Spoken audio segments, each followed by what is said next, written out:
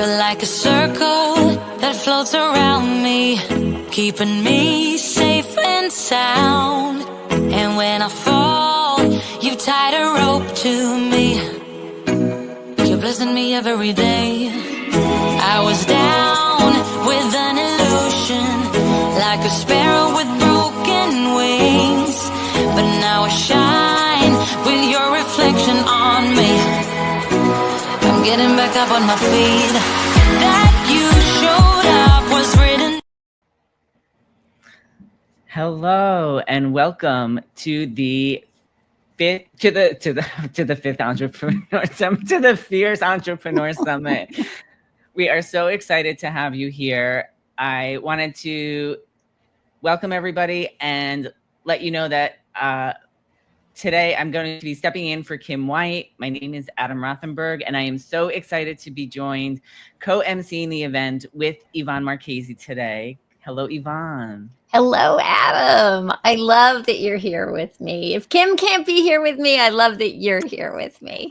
Well, I'm very excited to be here with you, and we can't wait to get this party started. So we want to first let everybody know that the theme for today's Fierce Entrepreneur Summit is the real reason people become entrepreneurs. Isn't that spicy? That is such a, really, it's a spicy question, because I know I always want to know what somebody's real reason is for doing what they do. And I think today we can only answer that for this particular group of people, but that's what I'm excited to get into, because I think that anybody listening with some curiosity about entrepreneurship is going to be able to find something really useful for themselves in this conversation about, because it's your why that keeps you going. Yes, 100%. It's the why that keeps you going. And I can't wait to find out what everybody's reason that they became an entrepreneur is.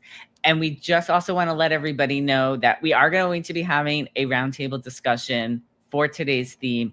And we want you to be part of the conversation. So whatever platform you're watching from, you can put your comments, or if you have questions, put them in the chat. We have somebody here who's going to be monitoring the chat. So we want to make sure you're as much of the conversation as we are having on stage. Yes, please join us.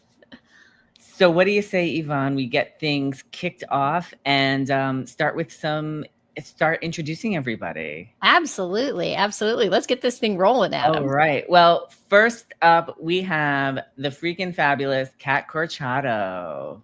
Kat Corchado is a proud military veteran, health and wellness professional, founder of Small Space Pilates, movement specialist for injury, illness, and cancer recovery, podcast host, published author, and GME roving reporter.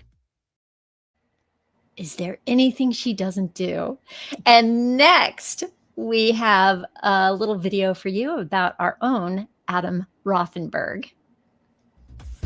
Adam Rothenberg is the interview king, media personality, creator of the Call Me Adam entertainment platform, published author, podcast host, red carpet correspondent, associate producer, and GME roving reporter.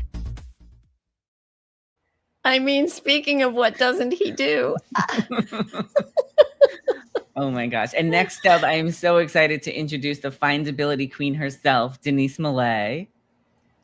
Denise Millay is the findability queen, search marketing consultant, technology simplifier, host of the virtual scavenger hunts, published author, summit leader, and GME roving reporter. I love how easy Denise makes technology. So amazing. And next up, we have the very fun and amazing Donna Bender. Donna Bender is a master givologist, branding product strategist, corporate marketing trainer, published author, host of The Big Show and Tell, summit leader, and GME roving reporter. And next, I love Donna. And next up, we have all the way from Australia, Linda Bonney. Linda Bonney is a master storyteller, conversationalist, creative writer, podcast host and producer, published author, summit leader, and GME roving reporter. We'll be missing Linda Bonney today, but she is hugely a part of these discussions that we have and a major part of this community. And we wanted to make sure that you all know who she is. And next up is Jill Olish.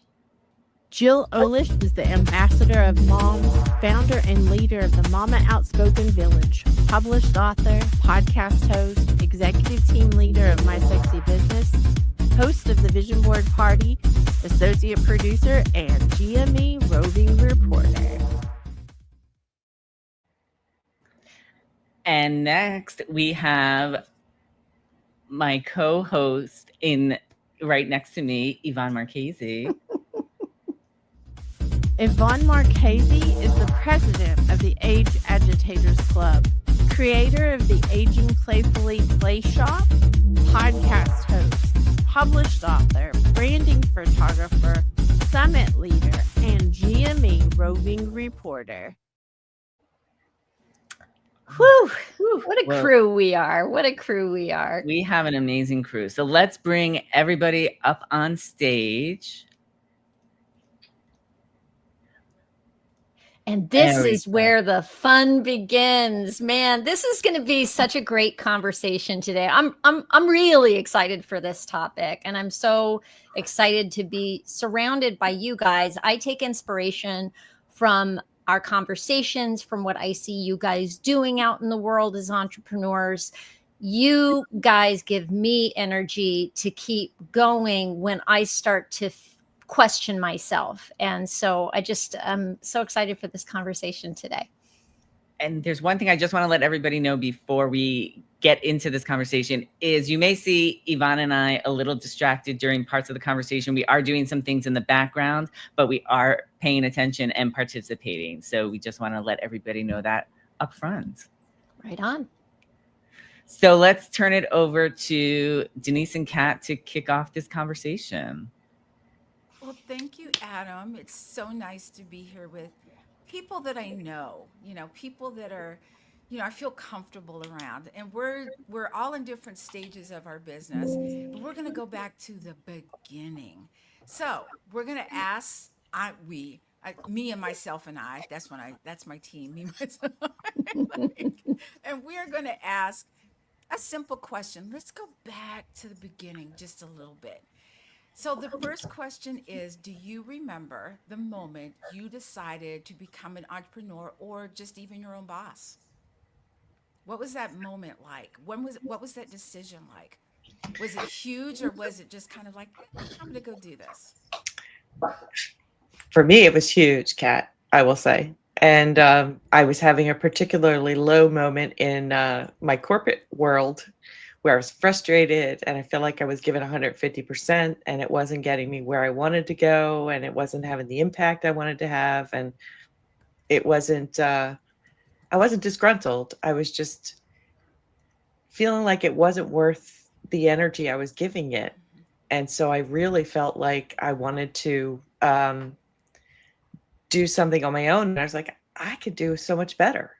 So I felt like I could share so much better. So. I like that, Denise. I think sometimes when we're giving all this energy to a company that you think, and you're not happy, and you think, I could be doing all this work in my own, because you want to do that business. Because if you don't do it, then your business doesn't get off the ground. So I love that. Donna? Oh, wait, Donna, you're talking on mute. Of course I am. So, there are two times in my career that I became an entrepreneur. And so I'll talk about the first one. I had been working for about 12, 13 years in the fashion industry, and I really wanted to have a baby. And when I had that baby, I wanted to be a stay-at-home mom. because I felt I had worked enough. And I went into Bloomingdale's to find something for her to wear. And I just didn't like what I saw. And so, just like everybody else, when you stand in Bloomingdale's, you decide you're going to put a children's clothing company together. Just like everybody else, as you do. Yes, I'm sure you all did that too. And that night I went home, I took a shower, and the whole concept came to me. And it was at the time Baby Gap was coming out, and I did hats and socks and tops and bottoms all as one package. And long story short, we used my daughter as a model and wound up in Bloomingdale's as one of their suppliers of children's wear, and Neiman Marcus and Imagnon and specialty stores across the country. So I think the lesson there is that when you're passionate about something, you will put all your effort into it to make it happen. So that's my first one. That's an amazing story, Donna. That's so I love crazy. the Really fact that Donna- amazing. most people you. say, I'm going to start a business. Donna says, I'm starting a clothing line. And yeah, And proceeds to get her stuff into Bloomingdale's. Right. Wild.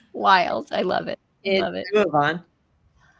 Oof. Well, for me, it started from perhaps a more negative space. I got laid off in 2008 from a job that I had started 3 months before.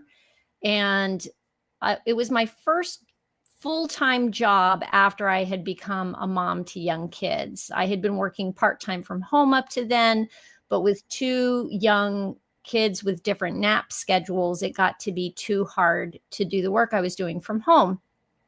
Back to work full-time. I got promoted right after the 3-month mark, and then the crash of 2008 happened and I got let go. And I was 40 at the time. And I was also wondering, what the heck am I going to be when I grow up? Because up to the time I had kids, I was pursuing an acting career. And so every job that I'd had up to then was really a survival job of some sort. I was CEO to a hedge fund CEO. I was executive assistant to a hedge fund CEO for some time. I have waited tables. I have done customer service. I've done all these things, but none of them meant anything to me other than a paycheck. So I really, when I got laid off at the age of 40, I was really feeling like I was unemployable with a very scattershot resume. And I didn't know what I was going to do. And I came home and I told my husband, what am I going to be when I grow up? And he said, you're going to figure it out, sleep on it. And I woke up in the morning and said, I want to be a photographer. It came out of nowhere. I call it a Shazam moment.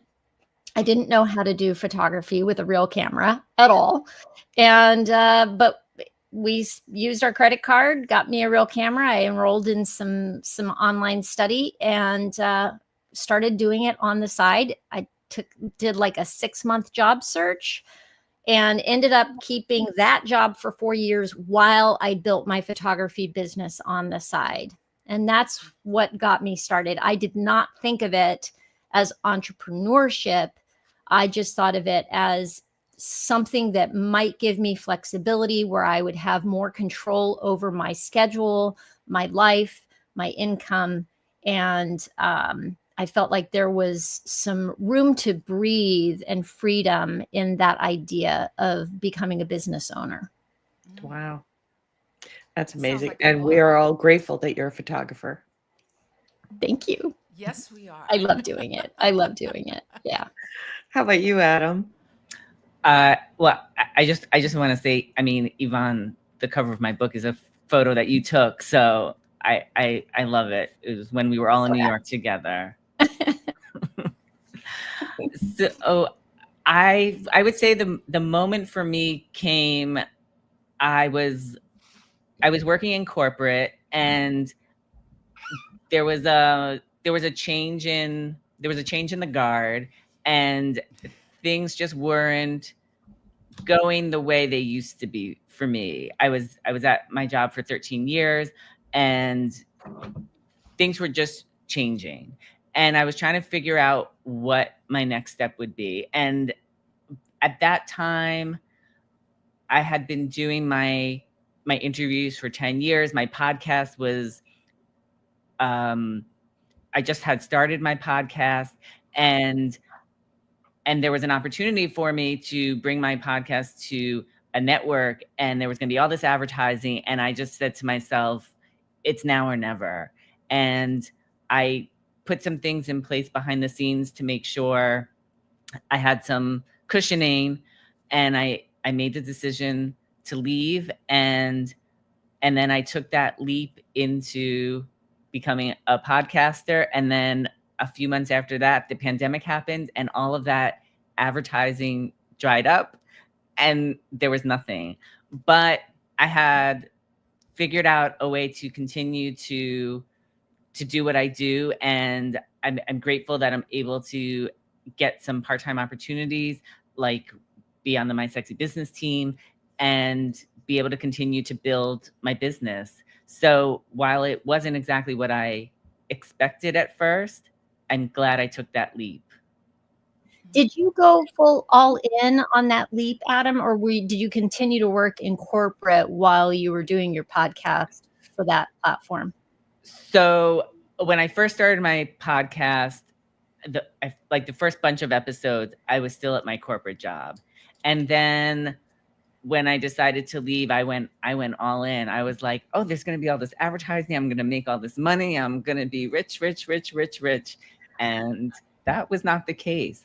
But it was the motivation I needed to finally take that leap, because I had been wanting to leave for a while at that point. And this was the catalyst that got me to leave. Wow. I think it's interesting that a lot of you had these, I think Yvonne called it a Shazam moment, or there was a decision. I think my journey is a little bit different because I knew I wanted to be an entrepreneur. I just didn't know what. I didn't know what the what. It was like, okay, I want to do this, and where do I go from there? And it wasn't until I met someone that we all know, and she kind of put the thought in, and I was like, I think I can do that.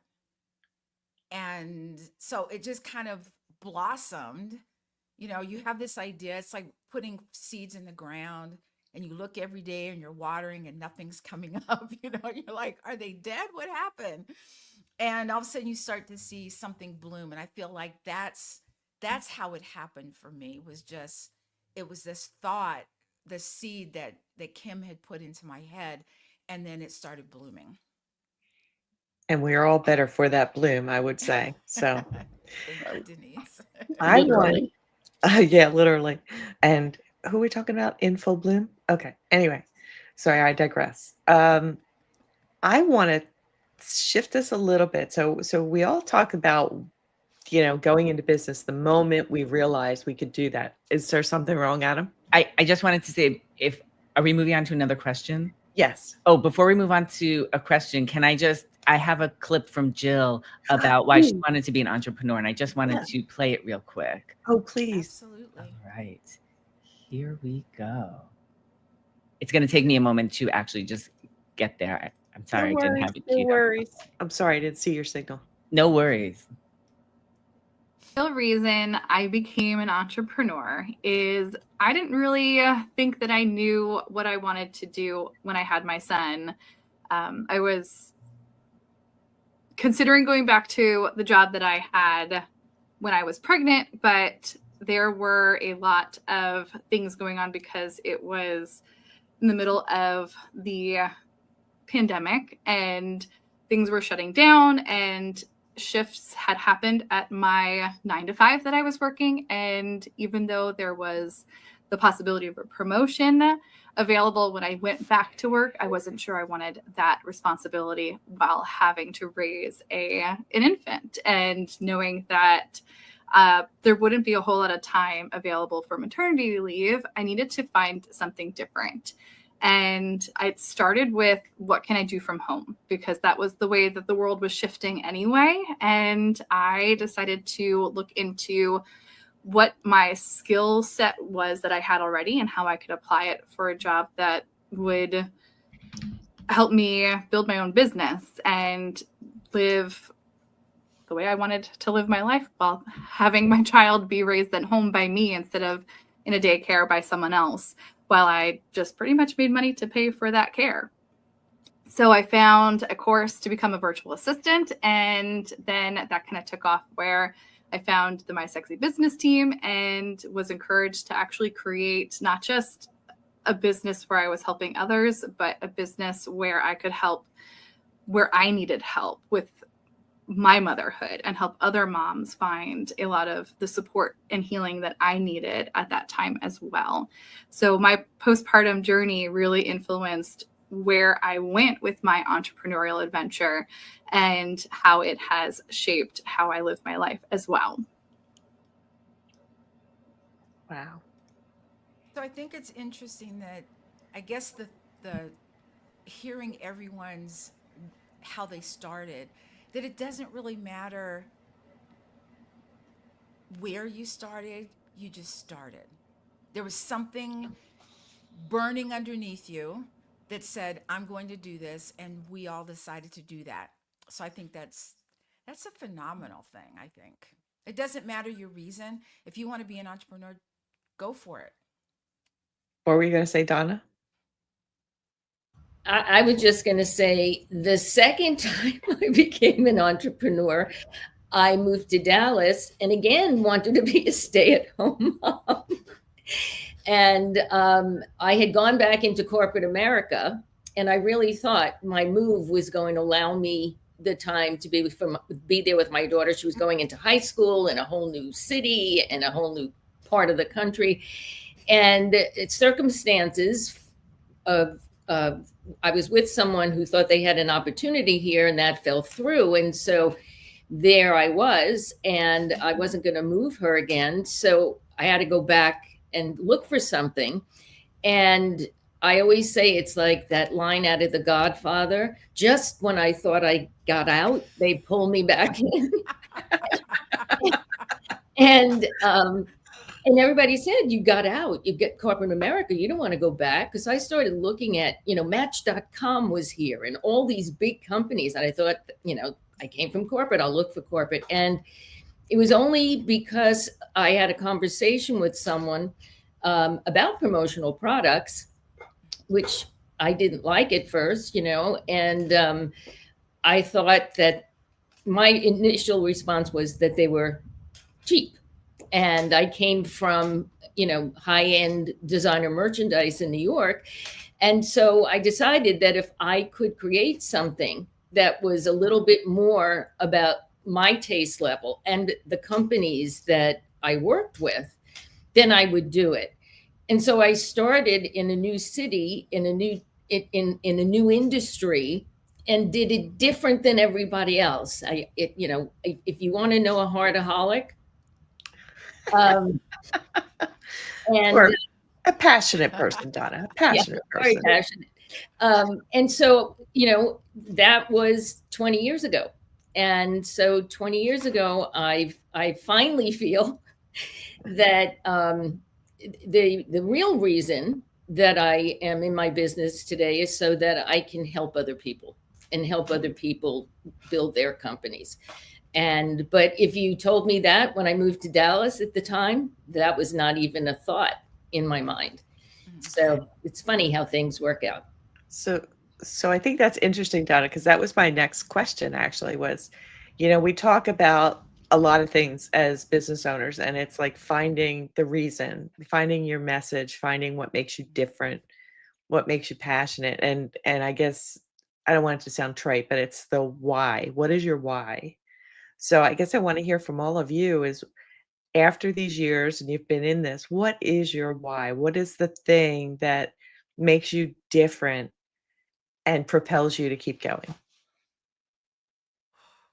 Anybody? I'll go. In the beginning, when I think when I started my fitness career, it was about just not being stuck behind a desk. That's what I didn't want.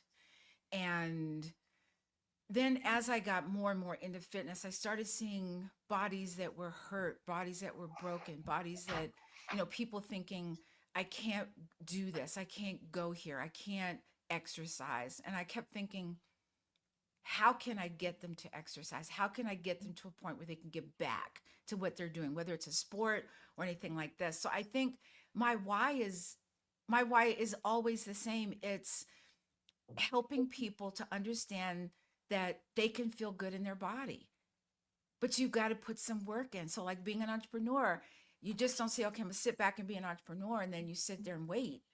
There's stuff you have to do. So in order to be that body that can move and get on the floor with your grandkids, if that's what you want to do, is, helping you to feel good in your body so that you can do those things that you want to do, whether it's hike a mountain or just go hiking, whether it's just walking without feeling bad in your body. And that's always been, and I think will always be, my why. It's amazing. And we all benefit from that why for sure in this community. So Absolutely. Anybody else? I'll jump in. Cool. I'll say that my why for staying an entrepreneur is I like the freedom I have. While like I mentioned before, I do have a part-time job at the My Sexy Business team, but I still have the freedom to work on my own business when I'm available. If I need to do something, I can adjust my schedule easily. But the other main reason I like to stay an entrepreneur is because I love entertaining people. And this is my way of giving everybody a respite from everything that is happening in the world. They can come to me and get a little bit relief. And I feel like that's what keeps me going, is that I know my hope is that I'm helping somebody laugh or relate to something that's happening in a lighter way than maybe it's being told to them somewhere else. Wow, I love that, Adam. That's so you. Yeah, It is. It really is. very you. And Adam, now I know why I'm so passionate about you. On that note of the why, again, I didn't know why initially, but as time developed and things, I got more involved in marketing and branding and everything else. I realized that most people just want to buy things and put their name on it and give it out, and they're cheap and they could wind up in the garbage and all of that. And I don't like wasting other people's money.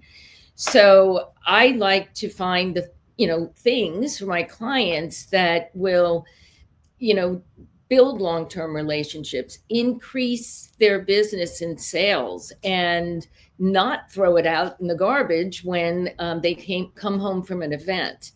And I didn't realize at the time, and it's been a progression the whole time, is I too love to entertain people. And so that's the reason why I am so passionate now about entertaining people, but in a way that makes it memorable so they remember what I'm saying, and again, I'm a heartaholic, I do I do things. I had to have a show to do that, but the why is because I want to help other people build their businesses, and it just gives me such pleasure when I see it happen. So that's my why. Awesome. Yvonne? So I think my why started when Jill was talking about her journey with it all being tied to having a new baby. That was very much part of my journey. I did not want to work to put my kids in daycare. And so what I was looking for was something that I could do where there would be some creativity involved, where I would have at least control over my schedule so that I could be around for my kids' things. And when I was working in corporate, they were long days plus travel. And so the 4 years that I worked and built my business on the side, it was, let me just say, it was not mission accomplished right away. It was scramble and scramble and scramble and work really hard for those first years. I did eventually make the move to what was supposed to be a part-time job. And I thought, because I felt like I was almost ready to go full-time as a photographer. And so I took that part-time job, and it ended up being very much full-time, but I liked it.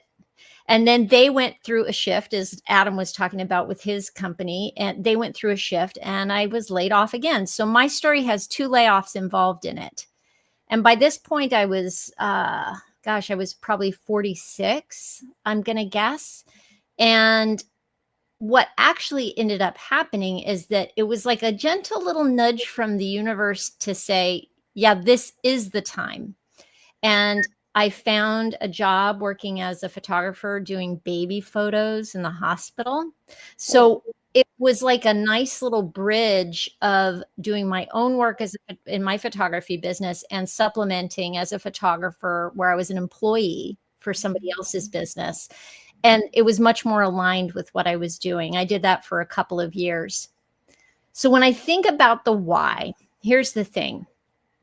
I think I started with looking for time freedom and the opportunity for financial freedom, even though I knew it wasn't guaranteed. I felt like my earning potential was very limited as an employee at the age I was at, with my very scattershot resume and background. I did not have deep industry experience in anything where I felt like I was going to be able to pull in the type of salary that I wanted and needed. But I saw potential in having my own business, in the idea of what might I be able to build there, you know? So I think a lot of it started with time and money freedom aspirations. And it morphed into wanting a real sense of purpose. And I think that's where my podcast came to be, was, you know, I launched the podcast when I was 52, but I had the idea as I was approaching 50. And I felt very stuck in my own life, in my own ways of thinking. They were very negative. I had a lot of negative self-talk. And I did a lot of work to get out of that loop and realized that I probably wasn't the only one at my age who was telling myself I was too old to do things, that there was not much of a future for me, that it was all downhill. And so starting the podcast launched this purpose-driven side of me. And that was launched as a passion project, I did make it an LLC right away because I thought maybe it'll make money someday. So I did that right away. So I guess it was in the background, but the podcast itself was a passion project.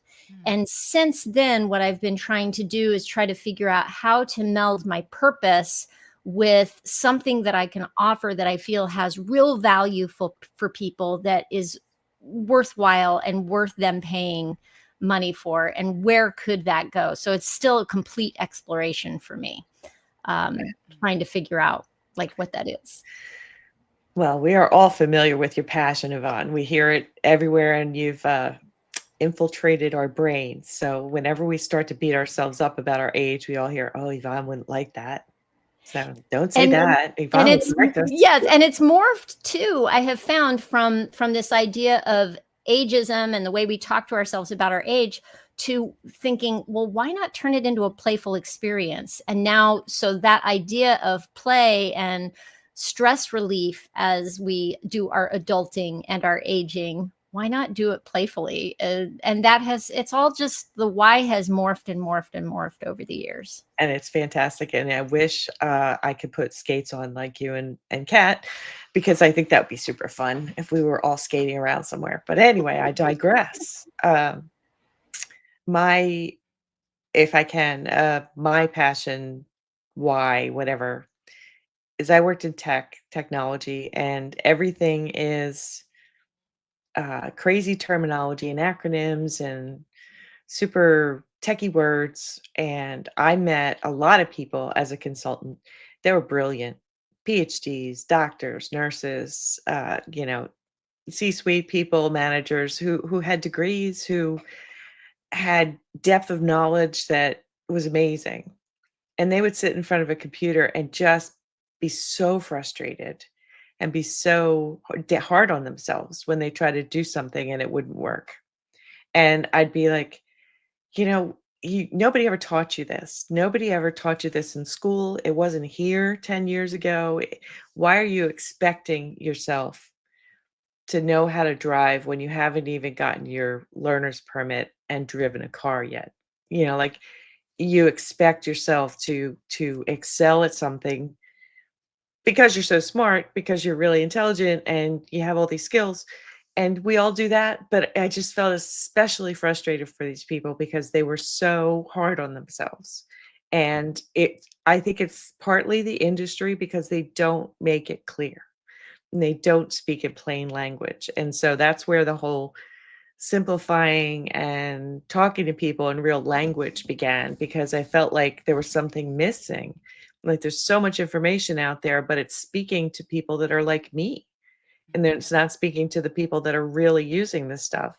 And it's a big disconnect. And so that's what really started me on the path of trying to explain some of these things in real language so that people would get some benefit from them. Because I really think everybody should benefit from these tools that are out there. Can you imagine being an online entrepreneur without doing some of the things we do? So Well, that's Denise, my you're the work. reason I think, we're all happy that you decided to simplify things because it sounds so much easier now than all those acronyms. And I think what I'm hearing is about your why is that we all have different reasons, but your why has to be so strong that on those days as an entrepreneur, we've all had them, where you just go, I'm done. I'm not doing this anymore. And then you go to your why and you go, oh yeah, okay, I'll do one more day or one more week. But your why has to be super strong, because being an entrepreneur is not for the faint of heart. It just isn't. Which brings me to the next question. We are not in a field by ourselves. Maybe Adam is. I don't know anybody who does what Adam does. Maybe Adam's by himself. I don't know. You're in this little bubble, Adam, because I don't know anybody else that does what you do, and you do it so well. But what is it, Denise, Yvonne, Donna, there are people in all of our fields, okay? But what is it about you that makes you different? Mm. Ooh, spicy, Well, Spicy. well, caliente. I'll jump on that, Kat. I don't know anybody in my industry that dresses up in costumes um, to get a point across about why we should recognize our clients and say thank you on non-major holidays. And so, to me, that's what makes me different. And then taking it further, and then having the show where I can be able to share that with more people. And yeah, that is and the other thing too is I have been talking about building relationships by saying thank you and showing your clients how much you appreciate them for many, many, many, many, many years. And now there's a shift in my industry where the focus has been more on that. So I always like to say that, and the same thing happened with my kids' company. I always see things before they become the norm. And so I can't imagine everybody dressing up in costumes, though. So I think I still have an edge on that. And I you do also- it so well, Donna. Yeah, and I want to venture to say about Donna too. I think another thing that differentiates you is one of the reasons that you originally decided to step into doing the branding products is you approached it from a level of not trying to put more junk out into the world, but trying to help guide people towards quality, towards things that were really going to be useful for the people they were giving stuff to. And I think that that is definitely a differentiator for you in your industry. Thank you. Thank you, Absolutely. Yvonne. That and being a givologist. I didn't know what a givologist was, but now I hear wealthologist and thisologist and elemental P-ologist. I'm like, no. Donna did it first. I'm just That's gonna right. say. That's right. She's a certified givologist too. Certified you. givologist. That's right. Very much so. And Thank very you. good. at what And she Donna, does. also that you come from a place of giving thanks, that you're always talking about recognizing your clients as a way to thank them so that they then think of you. And that's where also all the gift giving comes in too. Oh yeah. Thank you all. Yvonne? So, Kat, what makes you different? Oh,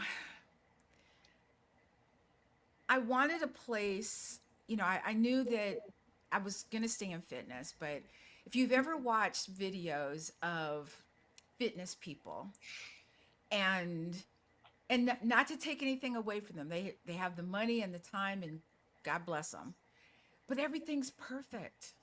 Their hair, what they say, the lighting, the location, everything is perfect. And so when you see somebody doing Pilates on the beach, I'm like, I just want to go to the beach. I don't want to do Pilates. I just want to go. But I remember thinking that I wanted a place where there wasn't an expectation of perfection, not even for myself. So when people come into anywhere, whether it's, a strength training program or Pilates, they think they have to do it right the first time. I'm like, no. I wanted a place where I'd say, it's okay, just move, which is where the keep it moving thing came from. Because I want people to understand it doesn't look pretty. You've seen me on camera. I don't look great. I mess up my words. My hair is all over the place, but guess what? I'm working out. I'm doing it. So I just wanted people to understand that if you've ever gone into a gym or a studio and you're sitting, you're standing there and everyone's jibber jabbering and everything, and you feel like this one lone person who doesn't know anybody, you're in the back of the room, no one's saying anything to you. I want to debunk that. And I wanted to have a community where people could come in and we're like chit-chatting it up. We're laughing. You'll see me mess up. I might trip over something. I just wanted this place where there was no perfection, and to come in and be comfortable and to just move in your small space and be okay with that. So thank you, Denise.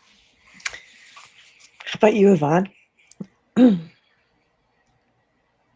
As a photographer, I think what differentiates me is that I approach it from a storyteller point of view.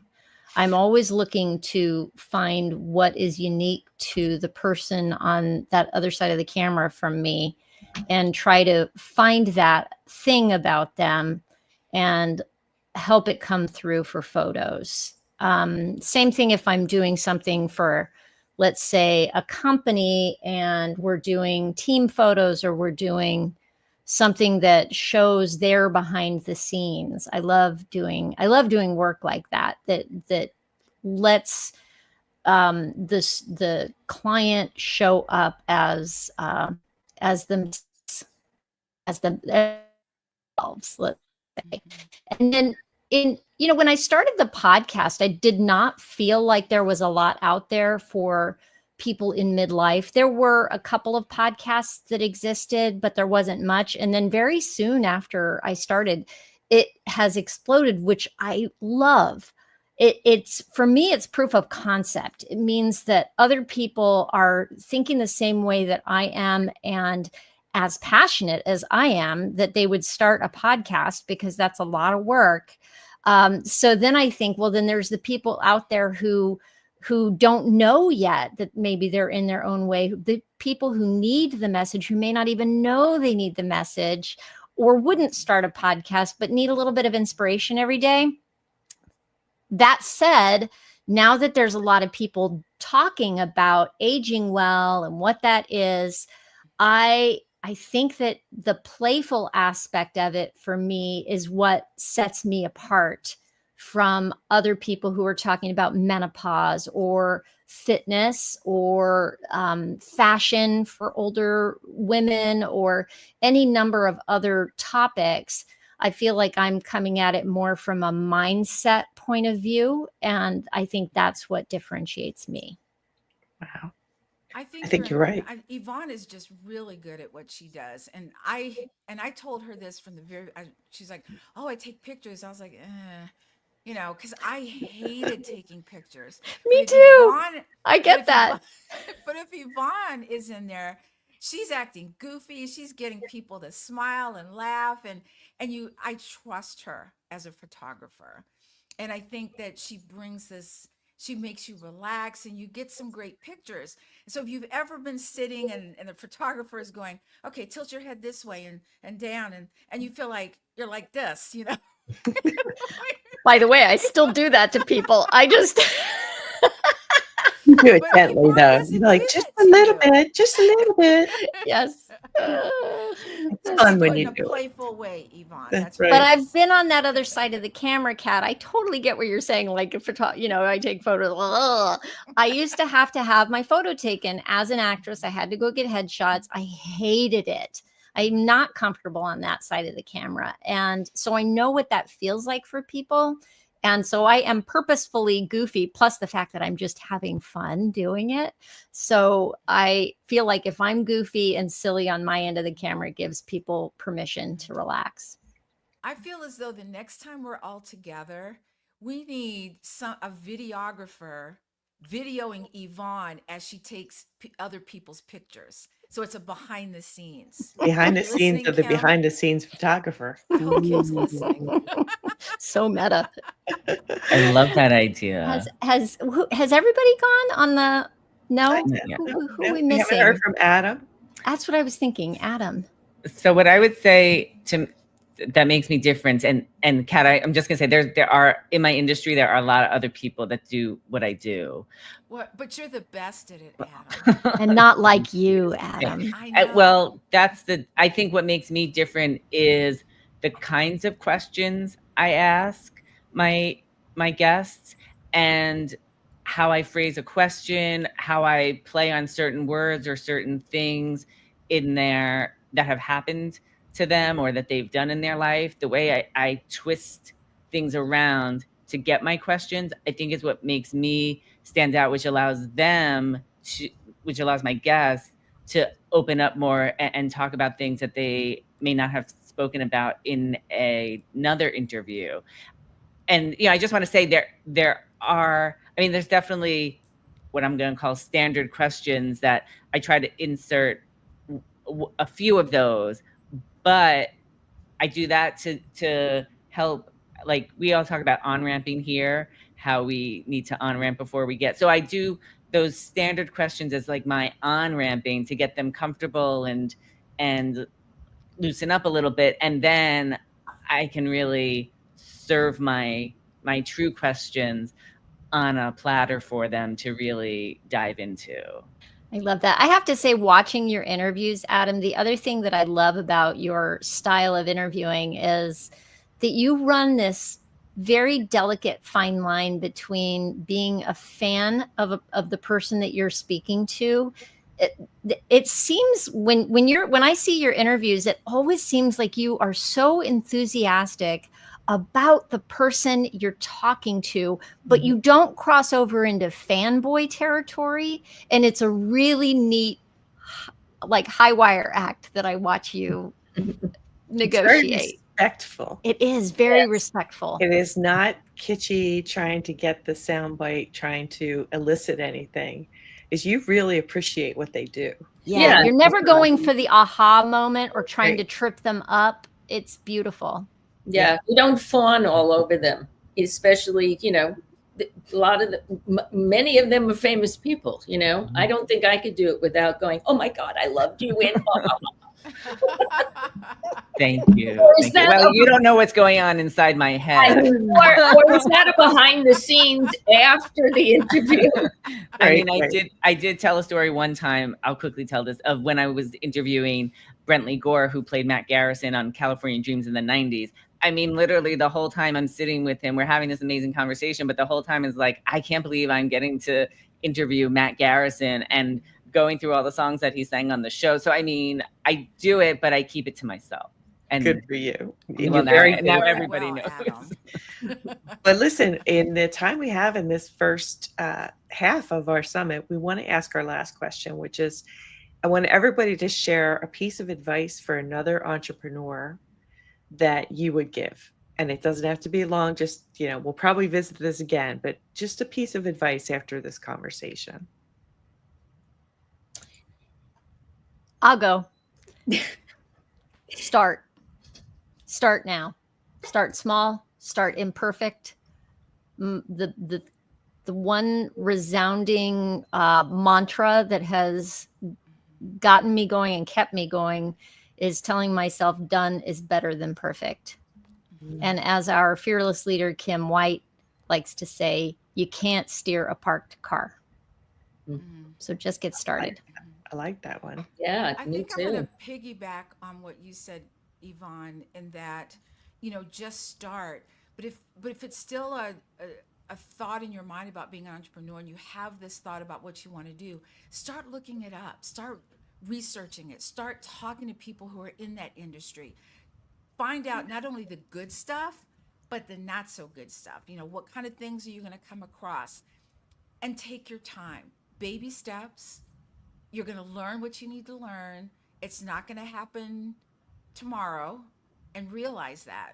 Oh wait, that's 3 things. I'm sorry, Donna. Oh, that's okay. That's okay. I had a couple, but really quickly. The first thing that I say is you have to be passionate about what it is you want to do, or it just won't happen. And the other thing is, and I truly believe this, and I didn't have it at my fingertips both times I decided to start a business. Find a community. Find a community of fellow entrepreneurs that you could tap into and have a sounding board, because sometimes being an entrepreneur could be very lonely. And if you can find other people that you can bounce your ideas off of, I think that is something that I would seek if I was starting now. Adam? Love it. And I would like to, before I give my answer, I just wanted to play a clip from Jill, who also has something to say about this. So let me present her video. Watching, like me, a mom who needed to find a better way. The support that I can offer you when jumping into this entrepreneurial adventure is a conversation. I know just how hard it is to, one, feel like you're completely isolated in this idea of doing something completely different than what you may have been doing before, to not have the time, or at least think that you don't have the time, and figuring out where you can manage to do all of the things that you're responsible for. When are you going to even be able to start this out, and what kind of thoughts you'll have about it, and getting through the brain fog that happens when you are a new mom, and just the heart of doing new things and the scary part of it, that you're not alone in feeling those ways, especially when it comes to starting something new. So that support comes from connecting with people that have been on that journey before and have jumped into something like this kind of adventure, not really knowing what is going on ahead of them, and connecting in that sort of way. And I look forward to conversations about how it was possible for me and how it can be possible for you too. So I hope that you do reach out, because not even just with me, but everyone here on the summit has some kind of a support option for you to connect with them, to get more information on how you can do this not alone, and to get through the really hard days of all of the uncertainty and doubting and come out on top of it and feeling really confident and capable that this is something that can be a better way for you to have what you want in your life. Oh, yeah. The wisdom of that woman. Where was she when my kids were young? I want to know. I always say I want to be Jill when I grow up. Yeah, me too. Yeah. I'm So so lucky Adam- we have her in this community. Oh gosh. Oh, Yeah. yeah. Yes. So what's your advice, Adam? I would say my advice is similar to what Yvonne said about just start.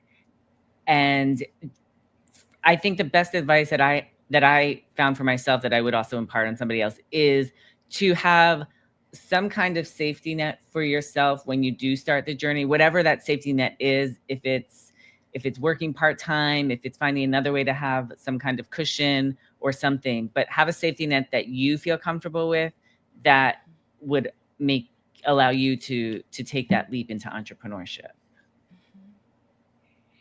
Well, I have two things, so I'm going to cheat in the short time we have left. So my first is this wonderful thing I heard on somebody's podcast recently, that failure is not the end. It's a step towards success. So if you hit a wall, you hit something that you failed at that didn't work, don't give up. It's just a step along the way as you're learning. And so that whole fear we have of failure is a default for all of us, and you have to fight hard against it. So if you can shift it to thinking it's just a step and it's going to take you towards something new and exciting, and just allow yourself to feel that way. And then the second thing that I want to say is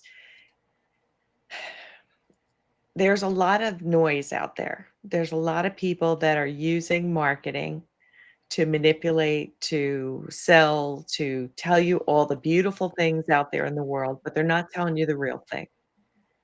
So what we all have to do, and we've all been there in the beginning where we're listening to these things and it imprints on our brains, and go behind the scenes, read what they do on YouTube, read all their stuff, read their interviews, listen to their podcasts, and hear the real stuff, because they're not telling you the whole story in their marketing. And so look for the real story before you jump in to something. Is my second piece of advice. Great advice, everybody. Thank you. Okay. So where are we headed next? Kat, did you have anything else you wanted to add? No, I was just going to say that, I really dislike the word failure. I like to think of it as failing forward, because if you ever watched a kid, a baby trying to walk, they pull themselves up, they take a couple steps, they fall on their bottom. They get right back up and they do it again and they fall on their bottom. And eventually they're walking. So don't think of it as failure. Think of it as failing forward, a lesson learned. It didn't work that way. Can this work a different way? So I think it's important as an entrepreneur, because we already think, oh, I failed at that. No, it's not a failure. It's a failing forward, because you learned something that didn't work for you, but you keep it going. You keep it moving. So I love that. Yeah. Yeah. And it's like, you wouldn't yell at that little baby for not getting the walking right the first time. So what's the self-talk in your head?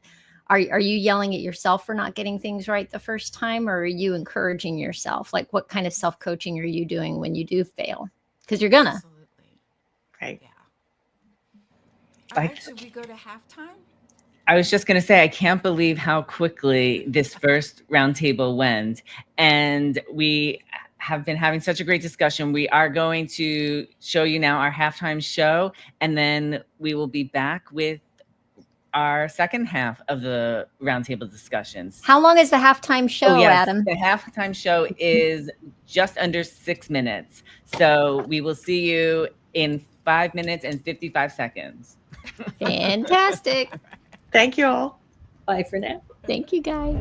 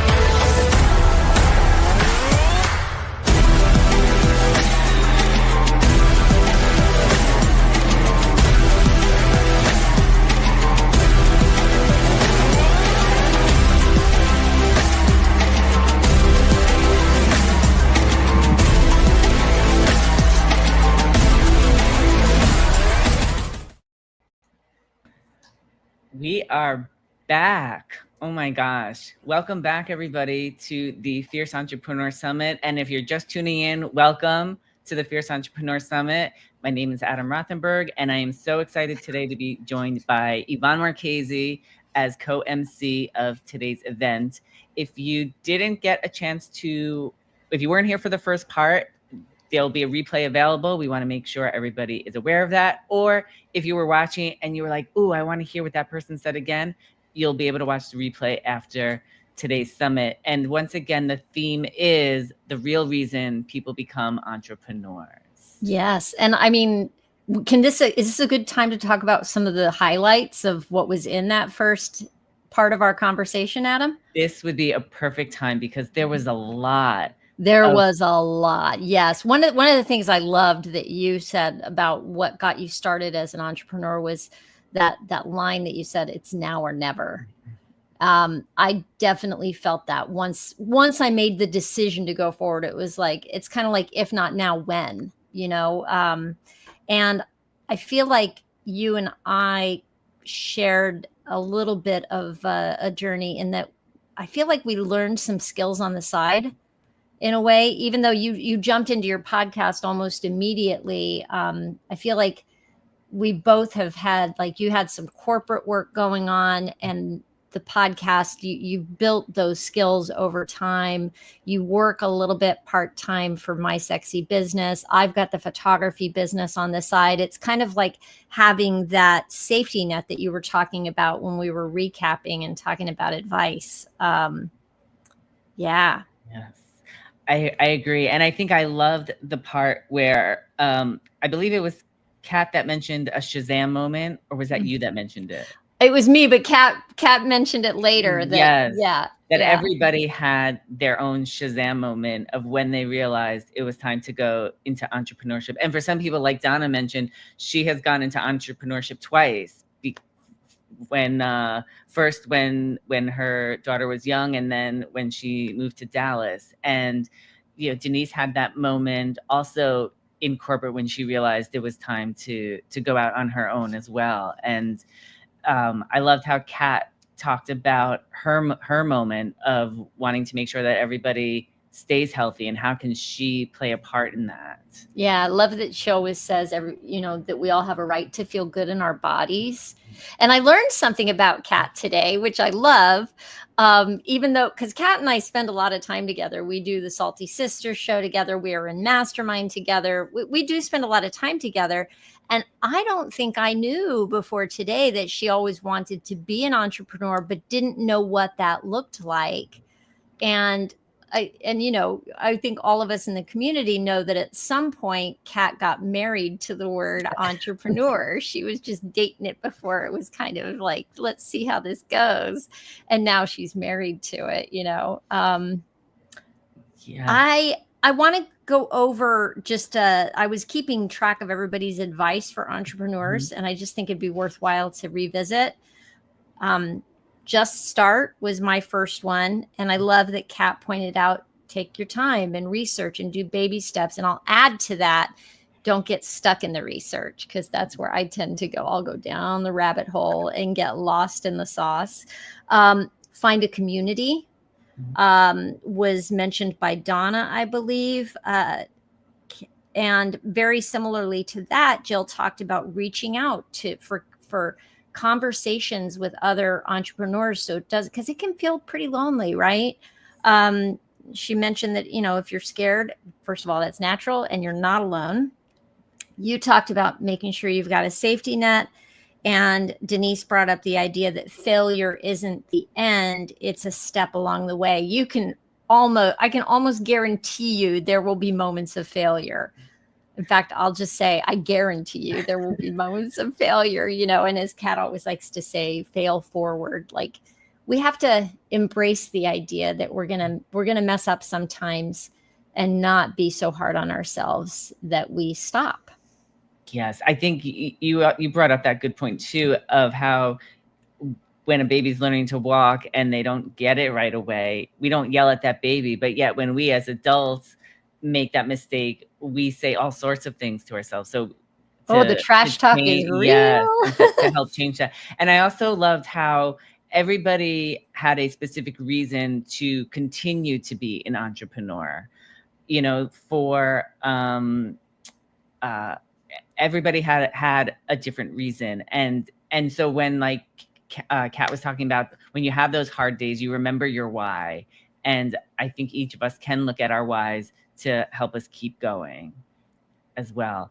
And I like that Donna talked about having a passion to starting an entrepreneur journey, to make sure you find what your passion is and go with that. It's like it reminded me, when she was talking about that, it reminded me of a quote that Kathy Lee Gifford always used to say when she was on Live with Regis, Kathy Lee. It was her dad always told her, find something you love to do and then figure out how to get paid for it. Yeah. So what do we do? I was going to say, I think it's time to bring everybody back up, but as a reset, I think we should play everybody's intro again for anybody who has just joined us, so they know who is going to be coming to stage. So why don't we kick some introductions off again, and let's start with introducing the freaking fabulous Kat Corchado. Corchado. Kat Corchado is a proud military veteran, health and wellness professional, founder of Small Space Pilates, movement specialist for injury, illness, and cancer recovery, podcast host, published author, and GME roving reporter. And next we have the interview king himself, Adam Rothenberg. Adam Rothenberg is the interview king, media personality, creator of the Call Me Adam entertainment platform, published author, podcast host, red carpet correspondent, associate producer, and GME roving reporter. And now we have the findability queen herself, Denise Millay. Denise Millay is the findability queen, search marketing consultant, technology simplifier, host of the virtual scavenger hunt, published author, summit leader, and GME roving reporter.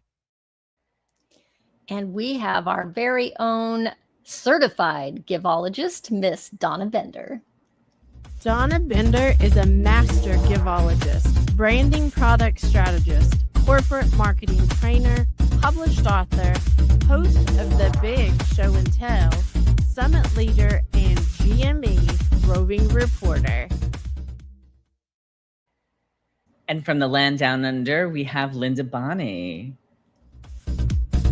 Linda Bonney is a master storyteller, conversationalist, creative writer, podcast host and producer, published author, summit leader, and GME roving reporter. And our own fabulous mama entrepreneur and host of Mama Outspoken, Jill Olish. Jill Olish is the ambassador of moms, founder and leader of the Mama Outspoken Village, published author, podcast host, executive team leader of My Sexy Business, host of the Vision Board Party, associate producer, and GME roving reporter. And we have the president of the Age Agitators Club and co-MC, Yvonne Marchese. Yvonne Marchese is the president of the Age Agitators Club, creator of the Aging Playfully Play Shop, podcast host, published author, branding photographer, summit leader, and GME roving reporter. All right. So let's welcome everybody back. Fantastic. And I think, if I'm not mistaken, that Denise has a question to kick us off. I do. Welcome back, everybody. We're so glad you're still here with us, or you're just joining.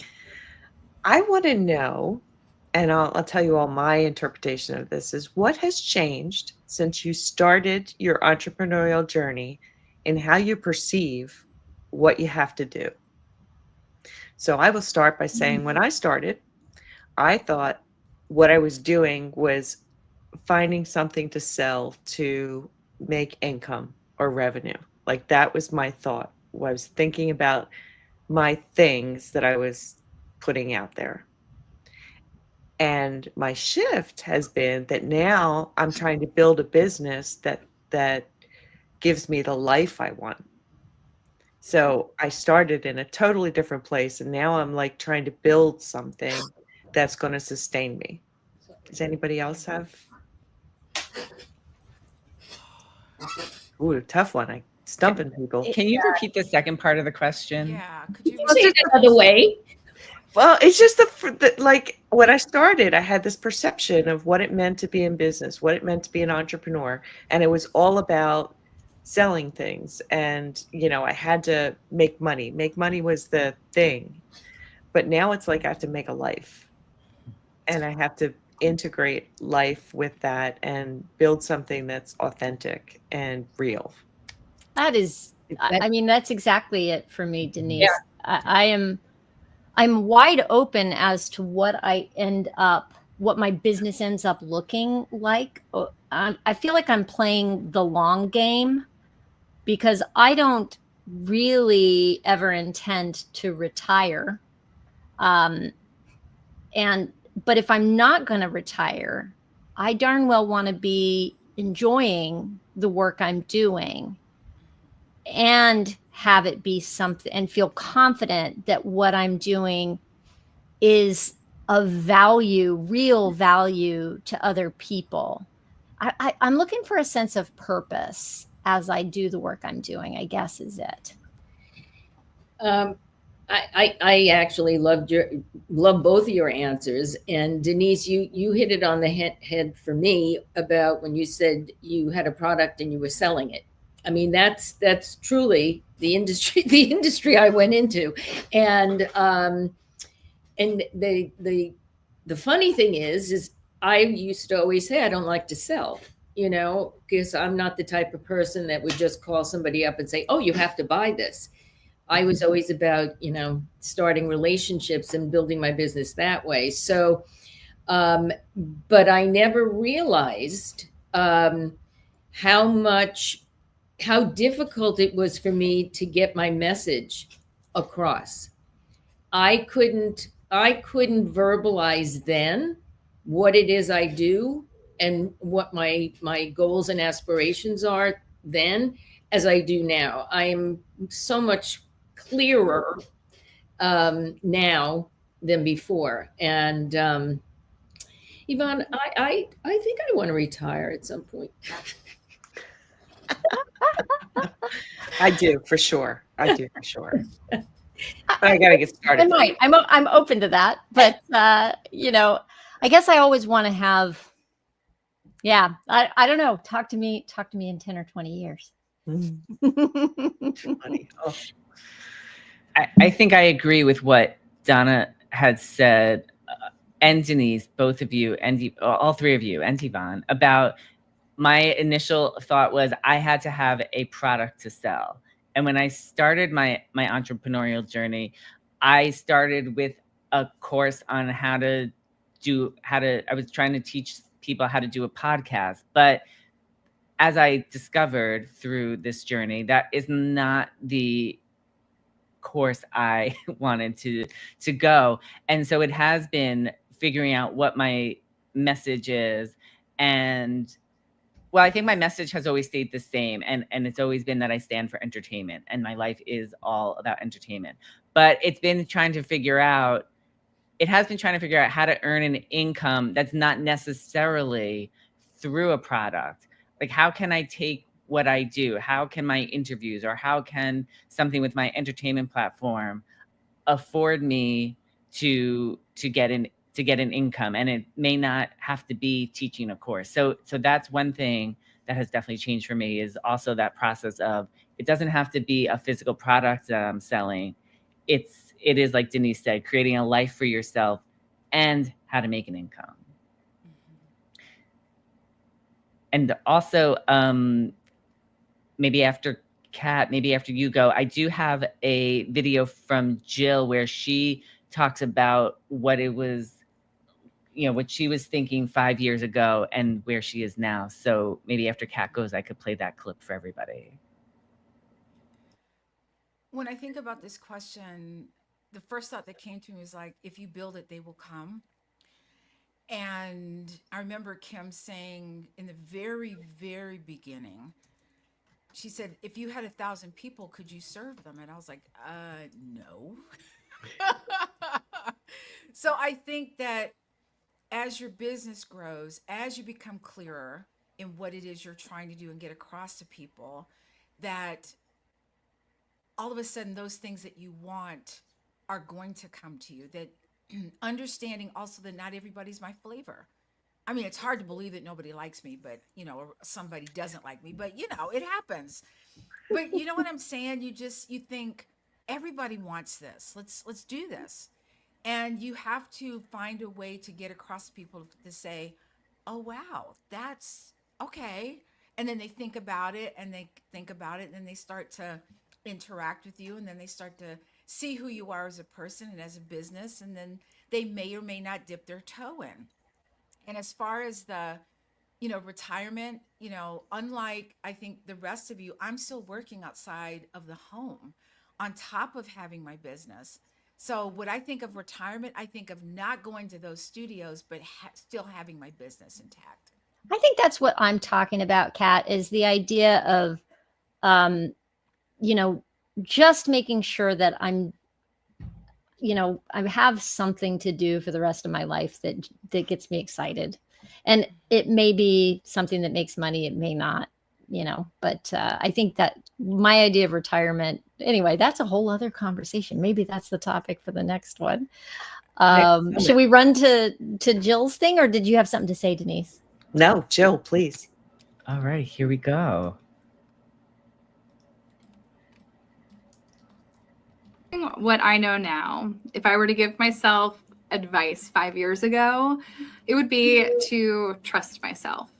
I think I got some really great advice in what someone else had seen in me as they've watched me over the last 5 years grow in my entrepreneurial and leadership adventures. But it was that I didn't trust my instincts in the very beginning. And I think it was both, specifically more so for motherhood that was said to me, but I think it is true for both entrepreneurship and motherhood, that I didn't trust what it was deep down inside of me at that time to go with what I believed would be something I would like my message would be. So it really did come down to trusting myself. So I would tell myself then, go with what I really feel in my intuition and believe in what I can do because I have the capability of it. So that would be what I would tell myself 5 years ago, knowing what I know now. Pure gold. Yeah. Gold, that Jill. Trust I like your answer a lot. instincts. Can I change my answer? No, I'm just kidding. I was just going to say the same thing, Kat. I will say with what Jill said, though, it is true. I do have a lot more trust in myself with certain parts of my business that I'm building than I did even a year or two ago. So it's hard to keep that. I guess it all goes back to listening, like you say, listen to your gut, listen to your instincts, and like Jill just said, trust yourself. It's hard to always follow that, but it is really, you do know you best. Mm-hmm. I just wanted to add, oh, sorry. No, go ahead, Donna. I just want to add one thing is that try to avoid the naysayers in your life, try not to let other people's doubts or to talk you out of something that you really feel passionate about. And that's a challenging thing to do. And in both times that I started my business, I had blinders on for anyone that was going to say anything negative. It was just, I wasn't going to pay attention to them. And that's an important thing for your mindset. Yeah, especially from the people who are sitting on the sidelines. There's going to be people in your life that just have no reference for what you're trying to do. And they may be very well intentioned in their naysaying, but they just, in the meantime, they don't know what it takes to be in this arena, because they may want for you what they feel they need, maybe the safety of the 9 to 5 or some other such way of existing in the world. And the people you want to listen to are the people that are maybe a step ahead of you, or the people who are also in the arena doing what you want to do. And it goes back to that idea of surrounding yourself with community and having a coach who can keep you motivated, keep you from getting down on yourself, because we have enough naysaying in here. Well, I think a lot of times too, the people that are the naysayers are the people who are closest to us. And in my immediate family, I'm the only one that's an entrepreneur. And they'll say, hey, can you do this? And I'm like, you understand that's a whole week out of my, working on my business. So I think sometimes when it's like a lot of people sometimes ask me, how did you know? And I said, it's always been in my gut. I knew I wanted to do it. I just didn't know what it looked like until someone planted that little seed, and there you go. Speaking of being an entrepreneur, we are all in probably plus 3 years in our business. Okay. Am I correct in assuming that we're not newbies, but we've been doing this for a little bit.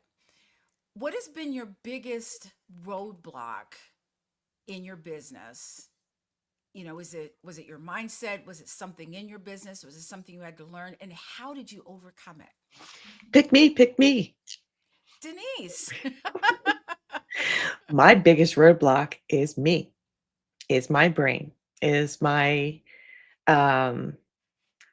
just, I won't call it mindset, because there's a mindset and a belief in what I do.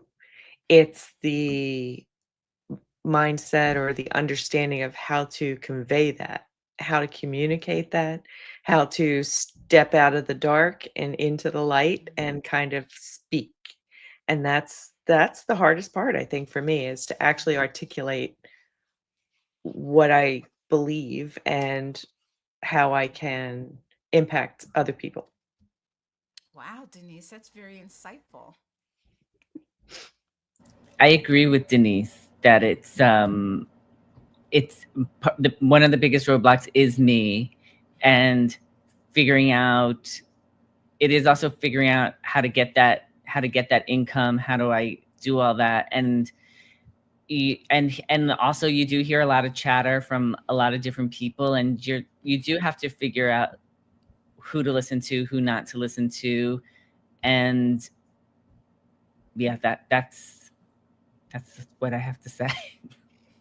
Can I just add one thing? When I moved to Dallas, I was very fortunate to start to going to a business networking group. Someone my next door neighbor, recommended that I go to I never knew what a networking group was living in New York. And so I met a lot of people, and I was invited to this women's thing. And there were all these words in the center of the table on a coffee table, and you had to go and just pick out a word, and the card that I picked out, and it was just like, it was risk taker. And I never thought of myself as a risk taker. And I, if someone had said, let's tell me something about yourself. But then I thought about it, and, I think of an entrepreneur is a risk taker. If you're leaving corporate America and you're going to start a business on your own. And so, it's something to just keep in mind, that not everybody around you is a risk taker. So it's much easier for people to sometimes dissuade you or discourage you. And so that's why you need to surround yourself with other risk takers. I love that. You know, I am definitely my own biggest roadblock for sure. And a lot of that has to do with easily feeling overwhelmed by all the things that need to get done and being a heartaholic, much like our friend Donna Bender. But there's a couple of things that you guys have said, and I'm not one of the panel discussion leaders, but I have a burning question for all of you. Do it. Which is, Donna mentioned that she had trouble communicating what was unique about her. And I think Adam just mentioned having trouble communicating, like the messaging of what you do. And all of us here have written books. And I don't know about you guys, but there's two things that have helped me with messaging and doing the deep work of asking myself, what does make me unique? And what is my message? And that, number one, right up there is Denise Millay, and how she's helped me think about keywords, not just as keywords, but as what is my ideal person thinking? What are they looking for? What are they asking? And writing a book caused me to do a real deep dive into what actually is my message. Have you guys found that writing a book has helped you to get really clear about what you're doing and why you're doing it?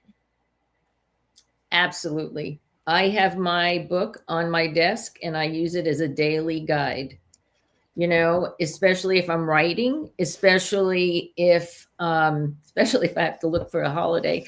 But I really, it keeps me on point. And that was probably, you know, I kicked and screamed. I don't know about any of you, but about writing a book. But it was the best thing that I could have ever done in terms of getting clear about what it is I do and what I want to do. So yeah, I think writing the book definitely was a huge help. How about you, Adam? I don't know that the book helped me get clearer on my message, because I mean, for me, my book wasn't really about my messaging. So I don't, and if it did help me, I haven't seen that help yet. I will say that. So maybe somebody else has seen how it's helped with my messaging. I have not seen that yet. I've seen it, Adam. Okay. That's great. Let's tell Adam how it's helped. Absolutely, Adam. Behind the curtain stories. Oh my God, Adam Rothenberg. Yeah. But did that come? But I just wonder, did that? I guess also I don't remember which came first. I think I started to tell the behind the curtain stories before the book. Okay. All right. I'm not sure. But the egg story is what you're saying. Yeah. The chicken and egg thing. Okay. I think what I would figure you would have said, Adam, I'm just going to put words in your mouth, is that I have seen you lean into this idea that you ask unique questions. And a lot of that comes out in your book. And when I see your social media posts about certain interviews that you have that are on the platform at that moment, you're so good at, you'll put the question, which is a real curiosity driver to go click on that and send people to your platform. And you have now, what are you at 2 million views on your platform? I'm over 2 million You're views. over 2 million views in 2 years' time, right? And you've been doing this for way longer than 2 years' time. So part of that is what you've learned from Denise. And I think part of that is your clarity from writing your book.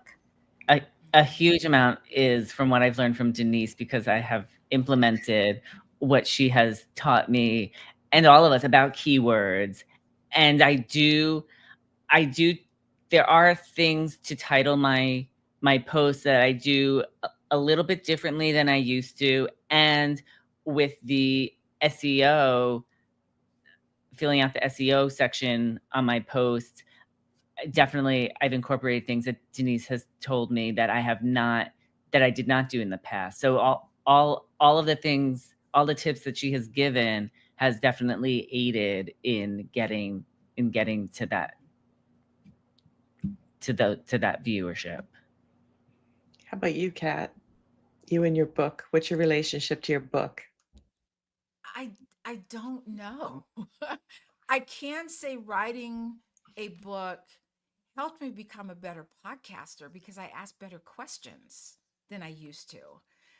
I think I've always been clear on what I wanted, but I had to look at it from the listener or the person who's viewing. So every time I learn something new, it enhances that clarity even more, whether it's social media, whether it's my emails, whether it's a blog. Every time I learn how to do something, I get a little more clear and then a little more clear.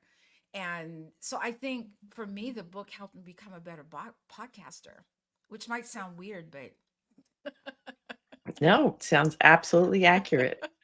For me, my book helped me solidify a process that I wanted to convey. I would call myself in my career a detail-oriented generalist. So as a consultant. So I did a lot of things very well with a lot of detail, but I did a lot of things. So the challenge for me in this business has been to select the thing that people need, that I am passionate about, that I want to share. So the book helped me focus, I guess, on that more and actually create something that hopefully is helping people as opposed to just being a textbook. So, It's definitely helping people, Denise. well, Mhm. thank you. And Adam, please only give me like a small percentage of that. Okay. The rest was your diligence and amazing speed and attention to detail, I will say. So, I want to ask everybody something that is a big bugaboo for all of us, and I'm stretching, but I'm believing it's all of us. What role has imposter syndrome played in the last few years for you? Who wants to go first? I'm I'll going to go. say I've Oh, had go ahead, Yvonne. sorry. Imposter syndrome is what kept me from starting. And as I have done the baby steps and pushed myself beyond my comfort zone and told myself over and over and over again that done is better than perfect, and I have thrown myself into doing new things that that are scary, it's been like building muscles.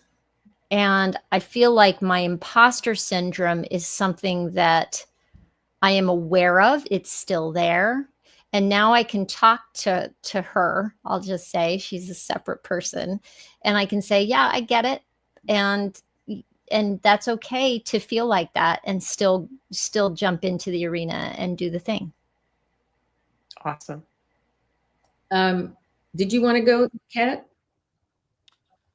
Sure, Donna. Thank you. You know, I keep thinking about imposter syndrome, and I'm not sure that I ever really had it. And hear me out for just a second. I think that throughout our lives, I think of imposter syndrome as like transitions. We transition from one thing to another. We transition from grade school to high school, or I'm sorry, grade school to middle school to high school to college to, getting married to having children, and they're all transitions. I think that becoming a podcaster, I didn't have the imposter syndrome because being a military brat, all I have done my whole life is talk. And so it just felt like this natural, again, transition. I just went into it. If I was going to have imposter syndrome, it probably would have been starting my business. But then I had you guys and Kim to help me along in the process. So I don't think I ever went through the imposter syndrome because, getting clear on my business and everything like that helped me a lot in the rest of my life. Being clear on what I wanted has kind of spilled over into my personal life. Before I'd be like, oh, I don't know, maybe this, man. I'm like, nope, I want that and I'm getting that. Thank you very much. So I think imposter syndrome, I'm not sure I went through it. Maybe I did and I didn't realize it. You know, blah, blah, blah, blah. When I started this journey, this last 20-year journey, I came to Dallas with a background in high-end fashion, marketing and branding, and kids clothing. Okay. And I went, as I shared, into a totally different industry. And I had so many contacts and so many connections in New York, I couldn't call on them because what could I offer them? What did I know about a brand new industry that I am just learning about? And so it wasn't until, you know, I really had been doing this for a while, did I feel confident enough to share my knowledge on something new with all these people from my past. And I sort of shut down my past. And it wasn't until, and my background, and it wasn't until we all started doing webinars and all of that, that somebody voluntold me that I needed to bring that back into my story. I needed to share my story with my current audience so that I wouldn't have that imposter syndrome, that I had knowledge in marketing and branding and how to apply that into what I was doing now. So it wasn't until that shift, until that mindset, did I feel confident enough doing that. I mean, seriously, I felt like I was an imposter for so long until I did that. Wow. How about you, Adam? I think imposter syndrome definitely plays a role. It plays, for me, I find that it plays more of a role in sometimes who I want to try to get an interview with. Oh, they're not gonna say yes to you. Oh, you don't have a big enough following for them to want to do an interview with you. They just did it with so-and-so. Why are they going to do it with you? So it comes into play like that. And then I guess there's also, I mean, there are other aspects that it comes in as well with, like, I mean, even with my book, why is anybody going to want to buy my book? Oh, why is somebody going to, not why, but is somebody really going to want to pay for your book?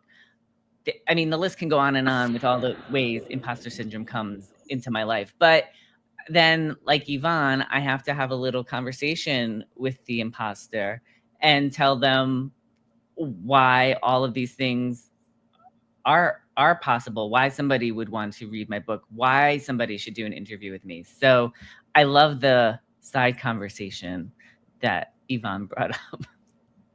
Yeah, it's like somebody's on your shoulder, right? And you have these thoughts, you go, hey, stop that.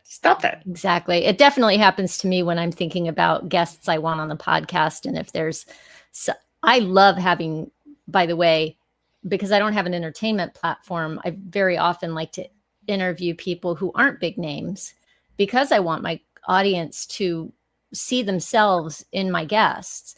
But sometimes I do want big names. Like there's just somebody I'm excited about and I love their story or I love their energy or I love something about them. And I'll very often get a little imposter syndrome in approaching people who have a following or, you know, Yeah. it's interesting. And then I have to have that conversation. And I am in an industry of experts and it changes so rapidly. It's hard to feel like you're on top of everything you need to know. So I think where my comes into play is like, well, who am I?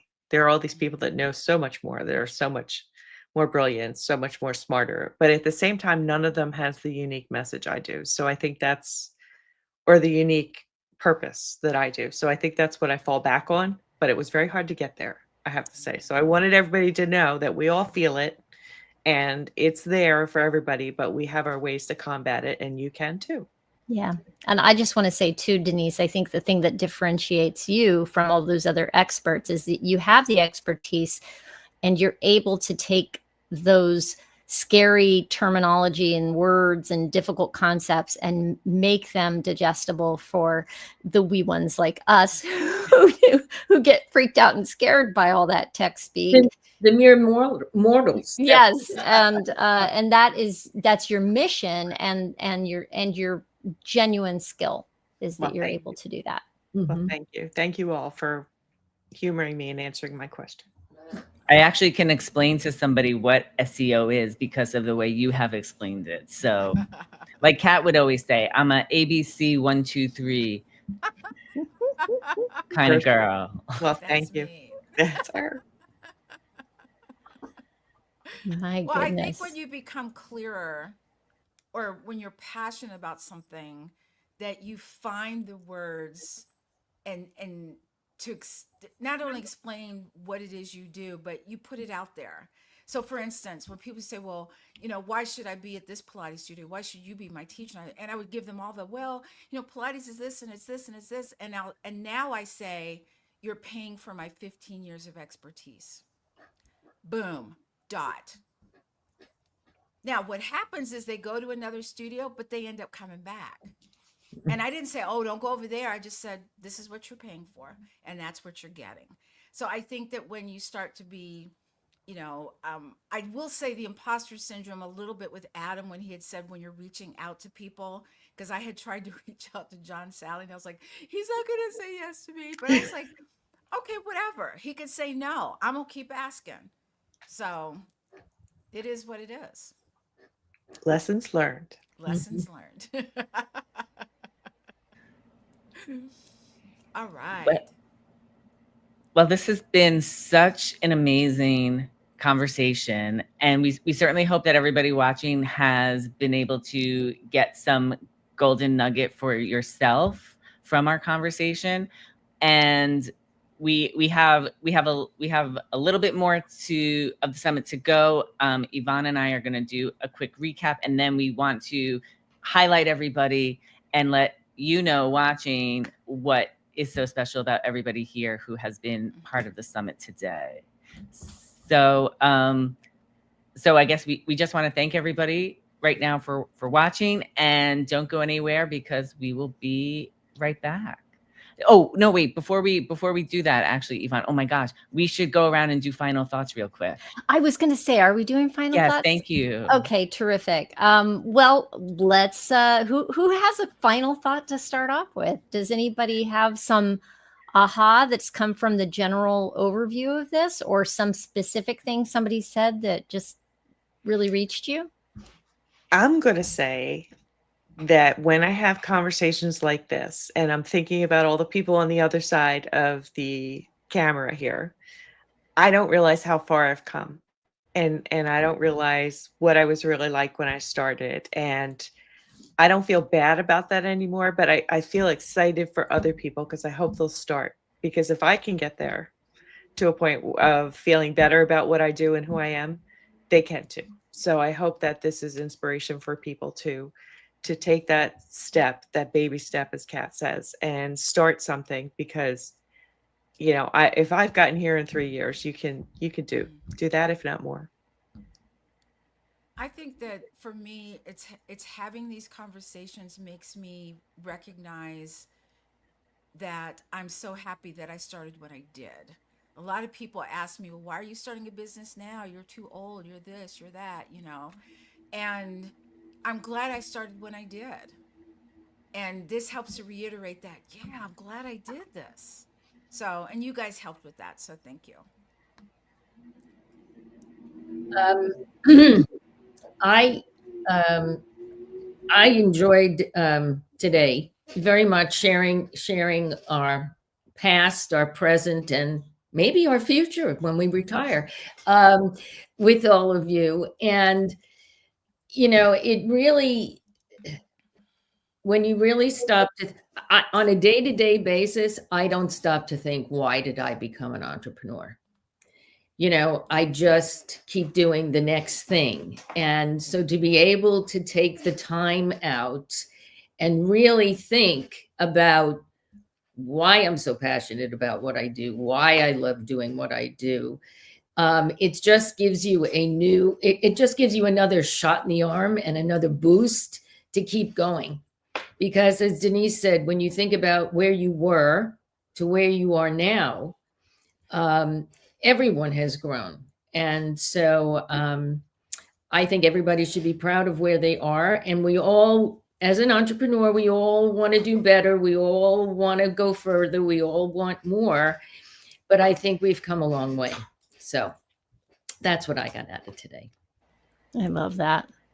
I keep thinking about what you said, Denise, about thinking about who might be watching this, and how I do hope that this is that little nudge, if you need it, to take the step and realize that there are so many reasons that you may have in you to become an entrepreneur. We all had our own reasons, and they've morphed over time. And Jill said, trust your instincts. You know, she's learned to trust her instincts. Trust it and take the baby steps. Start and trust your instincts. And if I can become an entrepreneur, anybody can become an entrepreneur. I'm just saying.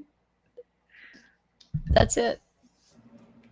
I think what I loved most about today is hearing how everybody feels the same. We've all had the same shared experiences, even though we're all in different industries, we're all doing different things. There is a commonality between all entrepreneurs. So I hope that anybody watching, if you feel like you're alone, we hope we've made you feel less alone, to realize you're not the only one who's feeling this way.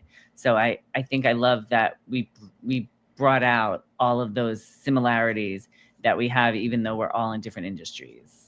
Yes. 100%. So we have a little. What did you say, Donna? And we're all human. We are. Yeah. Yes, we are.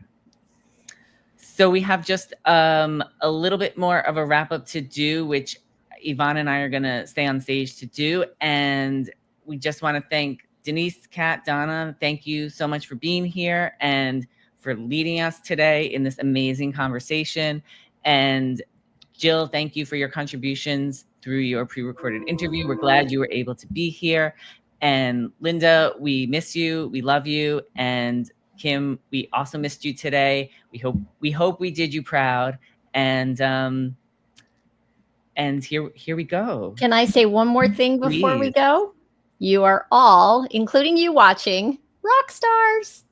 Yes. Love it. Love it. All right. Well, let me, I'm going to, Denise, Kat, and Yvonne, and Donna. No, sorry. Donna, Denise, and Kat, I'm going to bring you to the green room, and Yvonne and I are just going to do a quick wrap up. You got it. Got it. All right. You are my hero, Adam Rothenberg, pressing all the buttons, doing all the things in the background, keeping track of time. I don't know how you do it. It's amazing. My gosh. It's a team effort. We all did it together. So are there any other golden nuggets that happened that we didn't get to spotlight in the second half?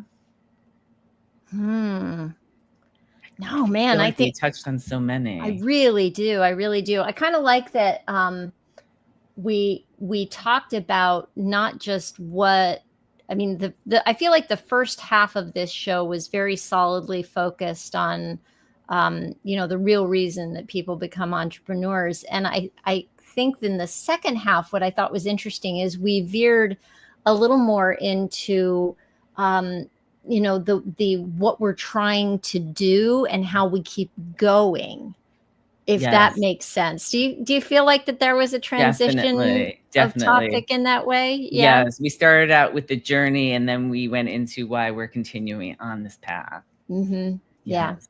Yeah. And one thing we do want to make sure that everybody watching knows are the ways that you can connect with each of us from the Fierce Entrepreneur Summit today. So one, we want to first let you know that if you go to the My Sexy Business website, and I'm going to hopefully share my screen here to show you how. If you go to the My Sexy Business website and you scroll down to where it says Fierce Entrepreneur Summit, if you click on that tile, that will take you to the Fierce Entrepreneur Summit page. And as you scroll down, you'll be able to watch the replay, and you'll come to all of our speaker sheets. And everybody has a button here for ways that you can connect with them. So we just want to go through real quickly and share with everybody what the one thing is that everybody is offering that you can take part in, or in ways to connect with them. So who am I going to bring up first here, Yvonne? Let's drum roll. see. Dun, dun, dun. We are going to bring up the freaking fabulous Kat Crociato. And how does this share? Okay, so one thing I did not realize in sharing my screen this way is that the top half of our speaker sheets are going to be cut off due to the title of it. So let me just see if there's a different, oh, here we go. Different view, fantastic. A different layout, yes. And Kat, I'll just say her one thing. So basically what we want to let you know is that each of us has a way for you to either get in touch with us or get some experience of what it's like to work with us, or some nugget of information or bit of value from us. And with Kat, she offers a complimentary 1-week trial of SS Pilates, which I highly recommend you take advantage of. Yes. And you can connect with Kat. You can go, like I said, to the My Sexy Business website and click on the Fierce Entrepreneur Summit title and connect with her through the red button there that says Connect with Kat. So next up, we have